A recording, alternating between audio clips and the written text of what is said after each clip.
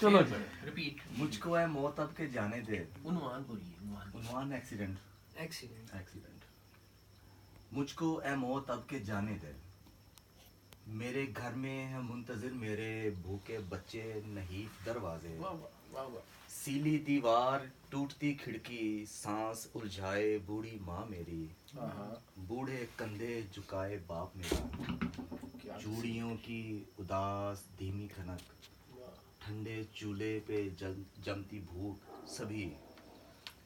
सबको उम्मीद है कि आज की शाम जब मैं तनख्वाह लेकर लौटूंगा मेरे हाथों में होगा एक थैला जिसमें गेहूं भी होंगे दालें भी क्या बात थोड़ी मिर्चें नमक भी चावल भी जिसमें एक मुख्तसर खुशी होगी यानी कुछ दिन की जिंदगी। क्या बात मुझको है मौत अब के जाने दे। मेरे घर में है मुंतजिर मेरे भूखे बच्चे चमकती भूख सभी। क्या बात बहुत आला